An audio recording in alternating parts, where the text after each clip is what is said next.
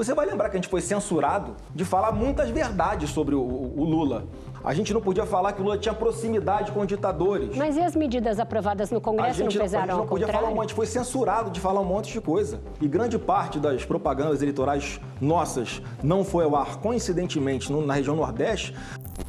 Qual o problema de se discutir, se é que isso foi discutido? Eu vou responder essa primeira parte da pergunta, porque é que ele perdeu a eleição. Eu não vou nem tratar, Vera, dessa questão de urnas eletrônicas.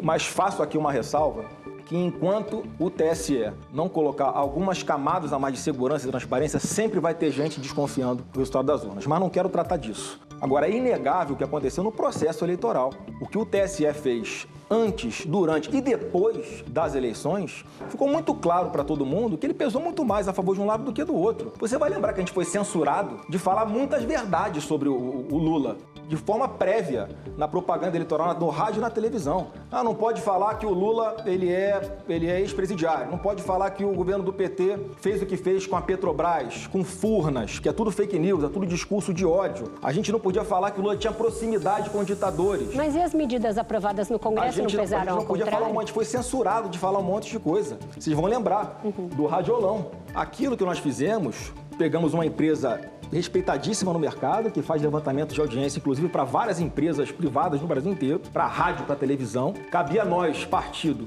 indicarmos os indícios que nós achamos que estavam burlando a equidade na competição no processo eleitoral. O que aconteceu quando nós pedimos que fosse investigado? Não só nega como multa a gente. Quer dizer, será que se as pessoas tivessem acesso a essa informação e grande parte das propagandas eleitorais nossas não foi ao ar coincidentemente na região Nordeste, muitos eleitores teriam estado mais atentos e votado em Jair Bolsonaro. Mas o ministro Fábio Faria, que era o ministro das Comunicações à época, fez a coletiva para falar desse caso e no dia seguinte pediu desculpas e voltou atrás. Ele ficou com medo de bancar o que ele tinha visto. E eu te falo mais. Ele tinha, sim, que ter insistido, não por birra, não para bagunçar processo, nada disso. Nós queríamos só que fosse investigado. A gente não teve o direito de apresentar indícios para que o maior interessado em combater uma fraude nas eleições, que sem dúvida alguma é o TSE, pudesse apurar para saber o que aconteceu. Nós não tivemos nem essa oportunidade. Então, assim, eu quero aproveitar para desfazer uma grande injustiça que acontece hoje, porque muitas pessoas botam na conta da deputada Carla Zambelli o Bolsonaro ter perdido a eleição por causa daquele fato que ocorreu 1 ou 2 dias antes das eleições. Isso. Te reafirmo aqui, a Carla sempre foi uma parlamentar 100% alinhada conosco, uma pessoa correta, uma mulher batalhadora, já passou por muita dificuldade na vida, uma das mais bem votadas do estado de São Paulo na história das eleições, e não foi isso que interferiu nas eleições. Indiscutivelmente, o processo eleitoral é que pesou muito mais nos resultados das eleições do que, sem dúvida, alguma pra parte gente isolada. fechar a roda antes. Senador, sobre essa questão da Carla Zambelli, o próprio ex-presidente Bolsonaro já colocou isso na conta de Carla e se rejeitou e não aceitava esse contato com a deputada. Não foi isso que foi decisivo para o resultado da eleição.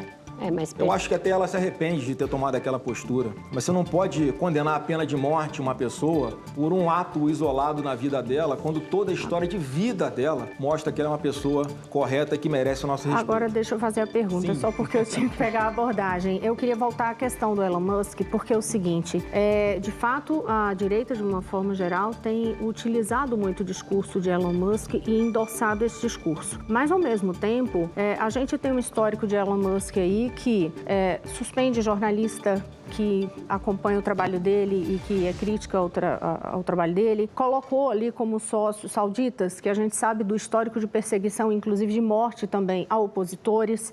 Já disse, tem uma frase dele que é: nós podemos dar um golpe onde quisermos. A minha questão e a minha pergunta para o senhor é liberdade de expressão por conveniência? Qual é o papel de Elon Musk para poder defender a bandeira de vocês da direita no Brasil? E outra coisa, ele também fez nas afirmações deste fim de semana uma defesa do impeachment do ministro Alexandre de Moraes. O senhor endossa? Olha, vamos por partes. Eu, primeiro, sempre que eu puder, eu vou buscar sempre o diálogo. Eu não acho que o caminho de fazer impeachment de ministro é o que vai resolver o problema do Brasil. Eu sempre acreditei, e eu continuo acreditando, Rosiane, numa autorregulação do próprio Supremo. E eu acho que essa é uma excelente oportunidade para que o Supremo tente retomar as rédeas da Corte, parar de ser toda hora sugada para dentro de uma discussão que não é institucional, relativa apenas a um ministro, para que as coisas voltem à normalidade. Só vão voltar à normalidade quando esses inquéritos todos todos forem arquivados. É isso que eu espero, né, que o presidente do Senado faça, busque o presidente do Supremo Tribunal Federal. Tenha uma conversa franca de olho no olho, que o Brasil está cheio de problema e não dá para a gente continuar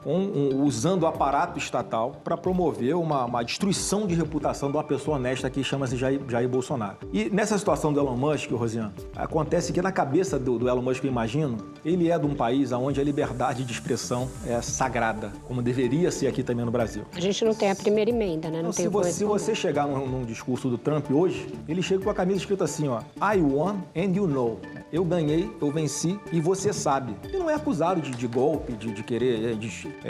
enfim, ele tem o direito de se manifestar conforme o que ele pensa. Se é isso que o Elon Musk pensa, também é o que pensam milhões de brasileiros. A gente não pode querer censurá-lo em função disso, é a opinião dele. Agora, se ele cometeu algum crime de calúnia, algum crime contra a honra de alguém, a legislação hoje tem os seus mecanismos para que sejam tomadas medidas contra ele. E se discute hoje que se demora muito, porque a rede social é muito dinâmica, ao invés de a gente discutir censura, o PL 2630, que é um projeto, o PL da censura, vamos discutir os prazos para que essas ações judiciais sejam iguais aos da Justiça Eleitoral, por exemplo, que com 24 horas, 48 horas para a pessoa explicar, remover, tirar do ar.